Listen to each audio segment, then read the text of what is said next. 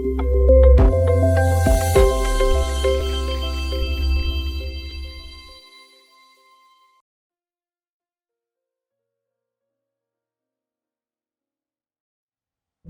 दोस्तों, आज जो ये कंटेंट हम आपके सामने लेकर आए हैं, इसे आप ध्यान से सुनिए, ध्यान से देखिए। एक एक शब्द आपकी जिंदगी की आज तक की सभी टेंशनों को हमेशा हमेशा के लिए दूर कर देगा। दोस्तों, एक व्यक्ति था, काफी दिनों से चिंतित चल रहा था, जिसके कारण वह बहुत चिड़चिड़ा हो गया था और तनाव में रहने लगा था। वह इस बात से परेशान रहता था हमेशा कि घर के सारे खर्चे उसे ही उठाने पड़ते हैं, पूरे परिवार की जिम्मेदारी उसी के कंधों पर है, किसी न किसी रिश्तेदार का उसके यहाँ आना जाना लगा ही रहता है। इन्हीं बातों को सोच सोच कर वह हमेशा परेशान रहता था तथा बच्चों को अक्सर डांट दिया करता था तथा अपनी पत्नी से भी उसका लगातार झगड़ा चलता रहता था।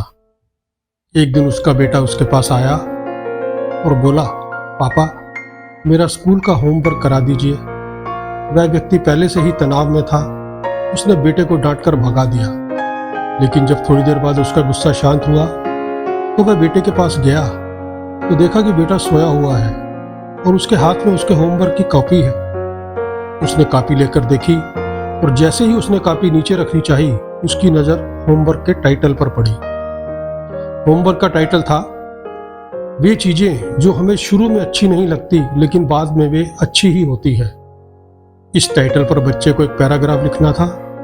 जो उसने लिखा, उत्सुकतावश उसने बच्चे का लिखा हुआ पढ़ना शुरू किया।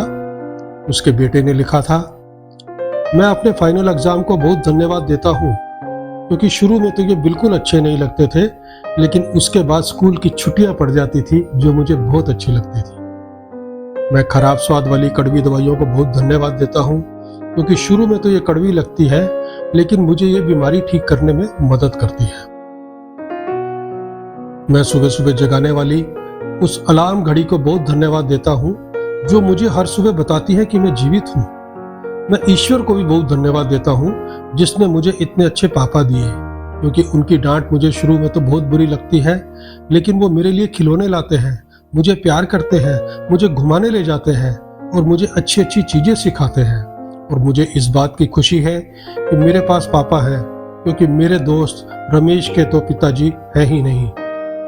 बच्चे का होमवर्क पढ़ने के बाद वह व्यक्ति जैसे अचानक नींद से जाग गया हो, उसकी सोच बदल सी गई। बच्चे की लिखी बातें उसके दिमाग में बार बार घूम रही थी, खासकर वह आखिरी वाली लाइन। उसकी नींद उड़ गई थी। फिर वह व्यक्ति थोड़ा शांत होकर बैठा और उसने अपनी परेशानियों के बारे में सोचना शुरू किया। मुझे घर के सारे खर्चे उठाने पड़ते हैं, इसका मतलब है कि मेरे पास घर है, और ईश्वर की कृपा से मैं उन लोगों से बेहतर स्थिति में हूं जिनके पास घर नहीं है। मुझे पूरे परिवार की जिम्मेदारी उठानी पड़ती है, इसका मतलब है कि मेरा परिवार है, बीवी है, बच्चे हैं, और ईश्वर की कृपा से मैं उन लोगों से ज्यादा खुशनसीब हूं जिनके पास उनका परिवार नहीं है और जो दुनिया में बिल्कुल अकेले हैं। मेरे यहाँ कोई ना कोई मित्र या रिश्तेदार आता जाता रहता है, इसका मतलब है कि मेरी एक सामाजिक हैसियत है और मेरे पास मेरे सुख दुख में साथ देने वाले लोग हैं। ये भगवान, तेरा बहुत बहुत शुक्रिया, मुझे माफ करना, मैं तेरी कृपा को पहचान नहीं पाया। इसके बाद उसकी सोच एकदम से बदल गई। उसकी सारी परेशानी, सारी चिंताएं एकदम से जैसे खत्म सी हो गई हो। वह एकदम से बदल गया। वह भागकर अपने बेटे के पास गया और सोते हुए बेटे को गोद में उठाकर उसके माथे को चूमने लगा। उसके बच्चे का होमवर्क कराने में उसने मदद की और ईश्वर को उसने लाख लाख धन्यवाद दिया। दोस्तों, हमारे सामने जो भी परेशानियां हैं, हम जब तक उनको नकारात्मक नजरिए से देखते रहेंगे तब तक हम परेशानियों से घिरे रहेंगे। लेकिन जैसे ही हम उन्हीं चीजों को, उन्हीं परिस्थितियों को सकारात्मक नजरिए से देखेंगे, हमारी सोच एकदम से बदल जाएगी। हमारी सारी चिंताएं, सारी परेशानियां, सारे तनाव, सभी दुख एकदम से खत्म हो जाएंगे और हमें मुश्किलों से निकलने के लिए नए नए रास्ते दिखाई देने लगेंगे।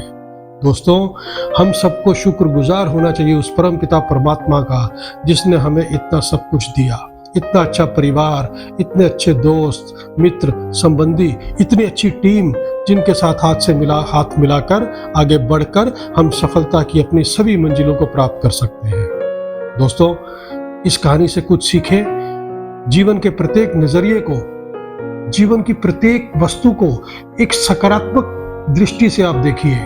आपकी जिंदगी में कोई परेशानी, कोई तनाव नहीं रहेगा। आपका शुक्रिया, धन्यवाद, आभार। हमारे इस चैनल को सब्सक्राइब करें और हाँ, बेल आइकन दबाना मत भूलिएगा। धन्यवाद।